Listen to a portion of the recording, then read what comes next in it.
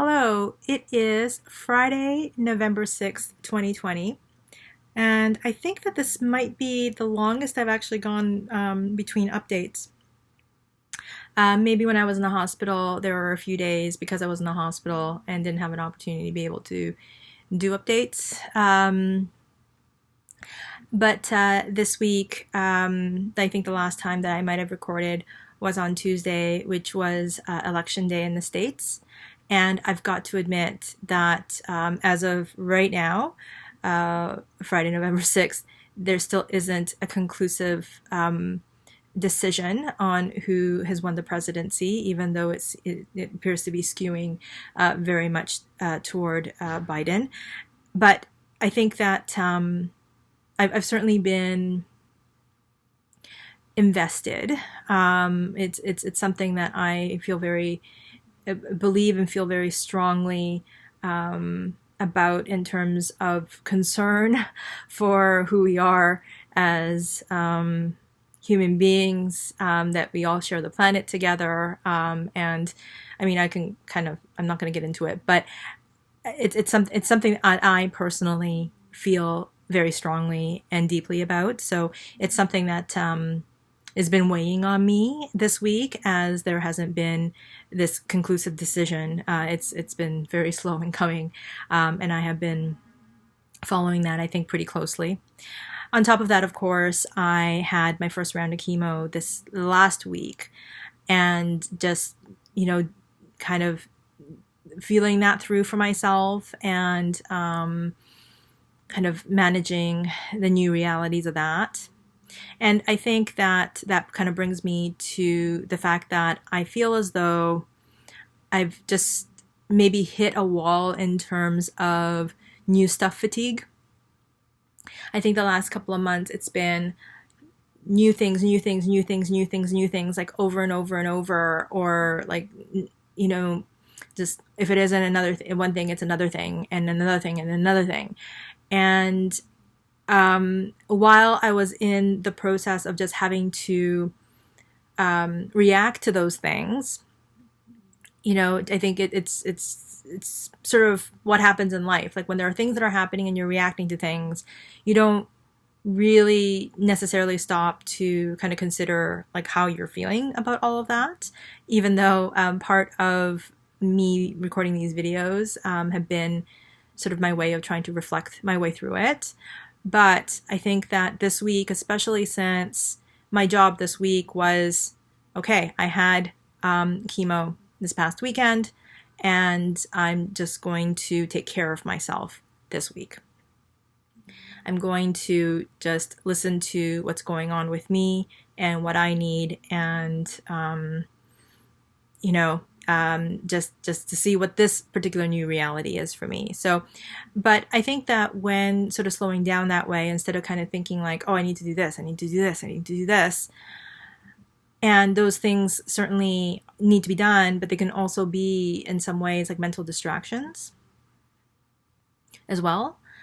But this week, having been more tired, and also with I think this election stuff that's also been going on too, I've just had more time to feel, I think, and the feelings have been that it's like, oh man, like I'm tired. First of all, I think that there is the fatigue that comes with chemo, but I think that I'm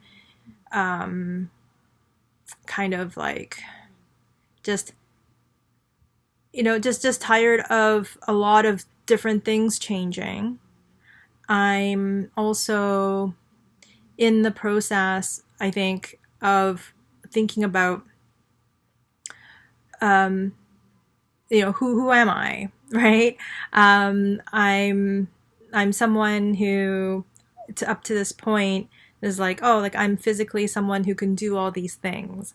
I'm physically someone who can walk all this way. I'm physically someone who could lift these things. I'm a person who's, could be considered to be vertically challenged, but, I'm maybe like, you would be surprised at like how much strength I have, and those things have changed. I think a couple days ago, I went for a walk on my own, probably for the first time in a very, very long time.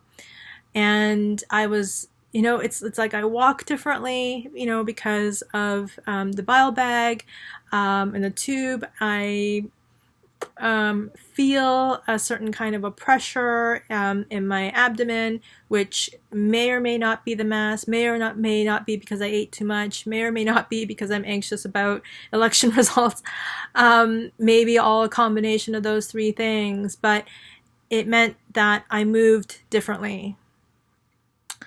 And, when I would just go for a walk in the past, it was just I go for a walk. But now, or at least a couple of days ago, at least anyway, it's just, I'm thinking consciously about moving.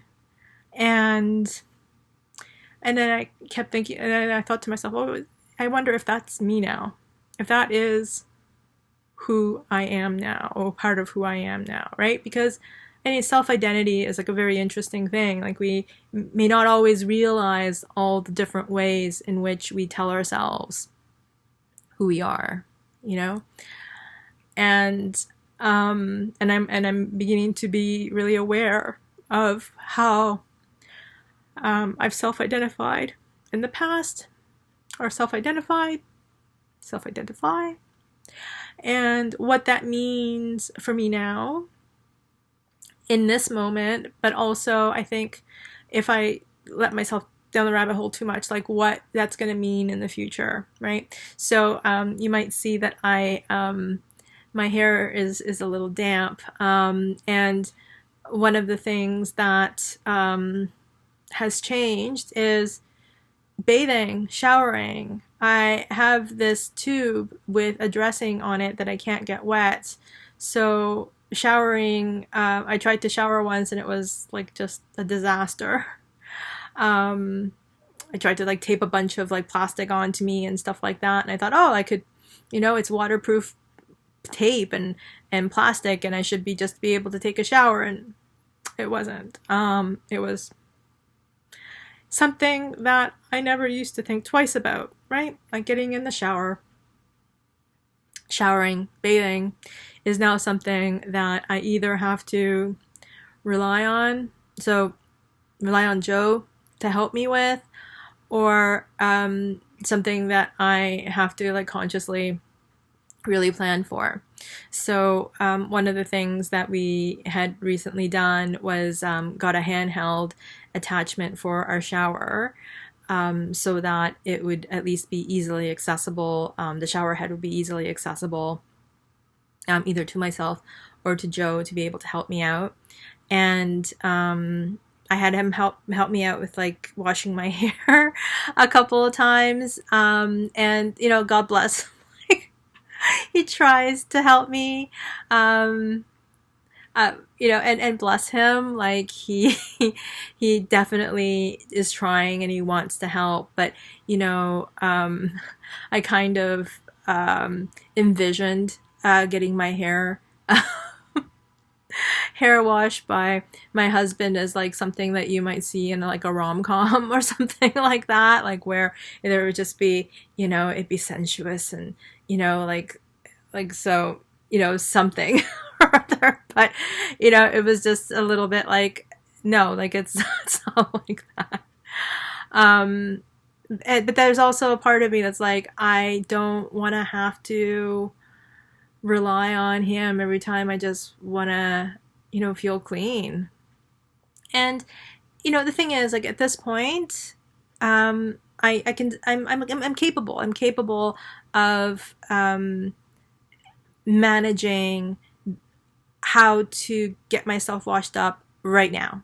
So it's new. Like it's not that I step in the shower and just take a shower. That's not how it happens anymore. But I can still do my modified version of a cleaning routine.